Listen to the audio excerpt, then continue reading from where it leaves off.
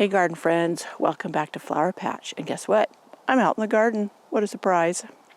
We're out in the garden doing some fall chores.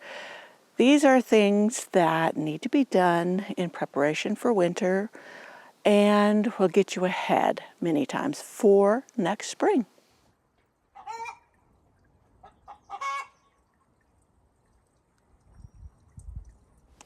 We're going to go over 10 tips of things you can accomplish in the fall and enjoy being outside. Today it's been beautiful. It was kind of drizzly a little bit earlier. It's a little cloudy now, but nice. The sun comes through here and there, and it's probably about 58, 60 degrees, so it's perfect for working out here. So let's start with tip number one. Tip number one, fall leaves. Fall, of course, is when the leaves drop from the trees, but did you know they make a wonderful soil amendment? Raking up, piling up, put them in a garbage bag and let them decompose over the winter. And then you have this most beautiful, what's called leaf mold, to add to your soil that makes it light and fluffy, but also retain moisture properly. So it really gives it a lot of goodies that you do want in your soil. So as you're out there raking up them leaves, blowing them, whatever you do, just know that you're doing something great for your garden. Number two, you can use them as mulch rather than putting them in a bag to get leaf mold. Just pile them on top of an area that you want to garden in next season. Now, I did this for my whole front garden. There's two hummingbirds fighting back there. My whole front garden when I was first starting it, and I didn't put any cardboard down or any kind of newspaper. I just put the leaves very, very thickly. I would say, because they were fluffy, a good 5 or 6 inches. I just had so many of them. So that worked fine, and I didn't need to put down the cardboard. It's a good time to get in and cut back a little bit, tame some of your climbing roses. Now this thing's a monster, and I cut it back severely in the fall. And most people would say, don't cut your roses in the fall. It makes them produce more growth. And you know what, here, my roses do not get to go dormant before we have a hard freeze. So it doesn't matter. We could go from 80 degrees one week to freezing the next, heavy snow. So my roses are used to this, but they can get broken down by the heavy snow and ripped. I mean, the canes ripped off, and that is worse than having them pruned back hard and then putting out new growth that might freeze. It's just the lesser of the two evils is for me to prune it back and take the risk, though usually I've had no issues whatsoever. But I'm going to show you something really quick. This past week I did a video on air layering roses, and I did it on my Eden rose. And I was showing you this beautiful cane that I had that I said I was going to have to cut off, but I found another use for it. So let's go over there. I just want to show you that really quick. So look here, right over here. Let me pan you this way. Right over here is where that cane comes from, right down there on the climbing rose, the main cane. And I have now trained it or woven it along the top of the fence.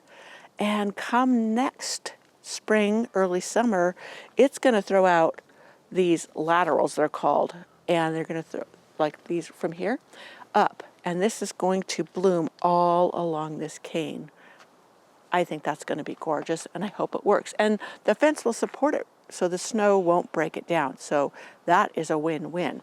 So I was just so thrilled it was pliable enough for me to do that with it. And it's so long. That thing's got to be 15 feet long. But that's where that is at. And I will bring you back next summer when it's blooming, I promise. You know, another great thing to do in the fall is to walk around your garden and take pictures and or video like I do. And then during the winter, you can plan. Plan where you'd like to change something, what you would like to add, even if it's like, oh, bug on me, sorry. plan what you're going to add and or move or what have you. If you have kind of an eye now of what's where, then you can really plan ahead. So I don't remember what tip number that was, 3 or 4. It doesn't matter. They're all good. Another thing, if you have seeds, go through your seed collection. And this is the time to sow those winter hardy seeds. Like previous video I did some daisies and black-eyed Susans. Larkspur is a good one here. I'm in zone 8A. And elsewhere. I mean, you might have to figure out what works best for your first frost date, last frost date, etc. It's not all about zones, trust me. Your first and last frost date has a big bearing on things as well. So keep that in mind. But yeah, if you have an area you want to try and throw out some seeds to see if you get germination, then go ahead. This is the perfect time to do it. Just clear out a spot, or even if you don't want to do that, just dig up a little bit of an area, throw the seeds down, and go for it. It can't hurt. Also, sometimes I can get cosmos to come back when they've gone to seed themselves. And so that's not always considered a winter hardy seed. But if it will do it on its own, I don't see why I couldn't do it too. So I'm going to show you a couple of my cosmos that finally came up. This is October, what's the date? October 10th. Can you believe it already? So they're really, really pretty. And I wish they would have bloomed sooner. But next spring, I'm going to be ahead of the game. And I am going to sow them indoors so that I have bigger plants to put outdoors as soon as it's warm enough. Just look at these. Isn't that gorgeous? Got rained on last night. And in the sunlight, when it's a little bit warmer, I should come out later and try to get a photo again. The color's even more, is even prettier, if that's possible. But I just fell in love with those yesterday when I spotted them. You see this rose in its pot? This is the perfect time to get out and plant those shrubs, perennials, etc. They'll have time to put down roots. Give yourself about 6 weeks before your first hard freeze. I don't mean frost, I mean hard freeze. And you'll kind of know if you've been around in your area long enough about when that happens. But your plants that you plant now, like your shrubs and perennials, will have a chance to develop a root system before winter hits. Now, make sure you mulch. Yes, fall is a great time to put down a nice layer, 2 to 3 inches, I would say more like 2 inches, of good mulch around all your perennials and in areas that you just want to look prettier. Now this I put in the pathway. This is a pathway mulch, but this could also be used in the beds around your plants. Now, especially plants that may be tender, to protect your tender perennials, I would first, personally, put down a layer of leaves around the perennial base and then top it with something like this to make it prettier and to hold the leaves in place.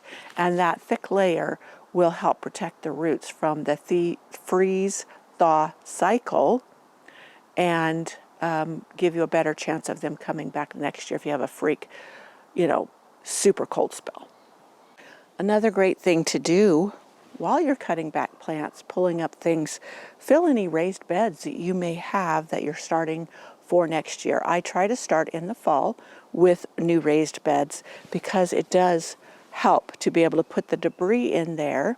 I fill it up with the debris and I top it with some chicken litter and then some compost. And if I don't have the compost, then I will use a potting soil or a raised bed mix that you can get at the garden center in bags.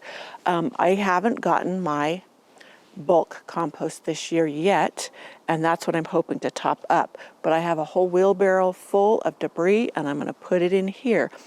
Now, be aware, it will cook down over the winter. When I mean cook down, I mean the debris will decompose as if it's in a compost bin, and so the level will sink.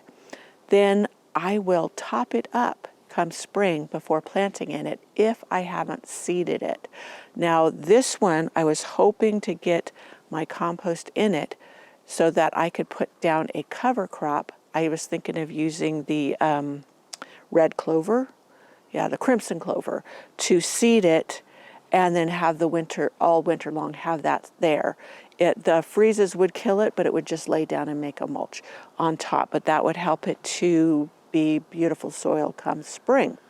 Whether that transpires, I don't know. But still, I'm going to fill it with debris, put more chicken litter in here, and then top it with bulk compost when we get some.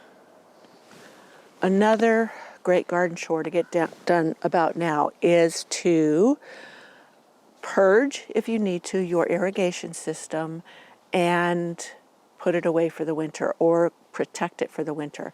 The sun's coming up, getting in my eye. Sorry if I'm squinting. But that will protect it. And I have some that's still above ground, and when I mulch, then it will be protected. Now, we don't get as hard of freezes as they do in other areas, and we are typically covered by snow. A lot of the ground is through the winter, so that also provides a protective layer. So look at these dahlias, aren't they gorgeous? I'm just eating them up while I can. Gorgeous, gorgeous. And, oh yes, garden furniture. Almost forgot that. I'm going to have to move because that sun's blinding me. Another important garden chore is to protect and or treat your garden furniture.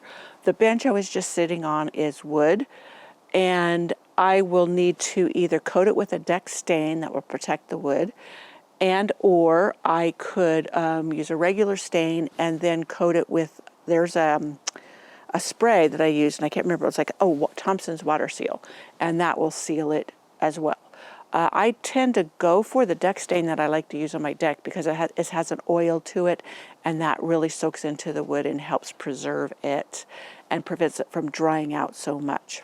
So it's just I couldn't sit on it for a little while until that oil does whatever it does, and then it would no longer leave oil stains on my pants. So there's that consideration. So let me think. One more of the next garden chore we may need to think about. Oh yes, our garden fountains. This little fountain is such a treat, but it's about time for me to clean it up and get it ready. Oh, I don't know what I fell over. Oh, this is window screening. Get that out of there. But it's time to clean it up, dry it up, and put it away for the winter so it doesn't get damaged. The heavy snows could bend it, break it. I've had a couple others, not exactly like this, but out here that did get severely damaged from the snow when I didn't get them put away early enough. So I do have a solar fountain that's just in a big tub located over behind the bench I was sitting on, and the hummingbirds can get in that for their shower once this one's put away, though they do prefer this one. Last but not least, I'm in my DIY little greenhouse, and I want to get some lettuce sown. And when this is enclosed, I'm hoping to get lettuce for as long as I possibly can. It will retain a little bit more heat so that they will germinate and grow. I'm going to leave my tomatoes up until there's no possibility of getting any more tomatoes from them, and try to enjoy also peas. I will try to enjoy growing peas and lettuce, etc. in here for our winter salads. Now, there is a period of time where things won't grow. They'll just kind of go dormant, even if it was warm enough because of the shortness of the days, and that's called the Persephone period. And then as soon as the day become longer again, they will come out of that and start growing again. But if you have a good crop, even if they stop growing, you still could harvest, especially the cut and come again, and get some salads if you have them large enough by then to go ahead and eat.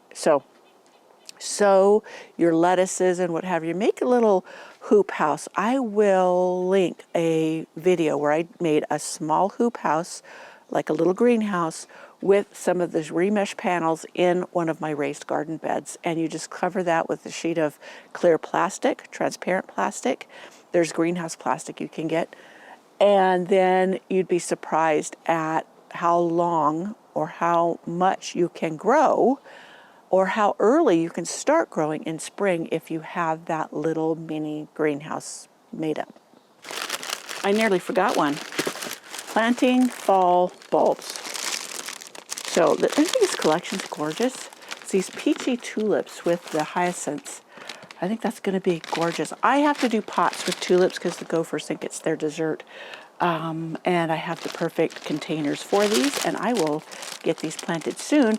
And that way, when we get heavy snows in late spring, when the tulips are starting to come up and or are blooming, they won't get smashed because I can take them and put them under the porch here so that I can enjoy them rather than seeing them getting smushed to smithereens. Well, that's it for today. I think I took you on most of the garden fall tips, tricks, and chores that you could get done before the first hard freeze. So I'll see you next time.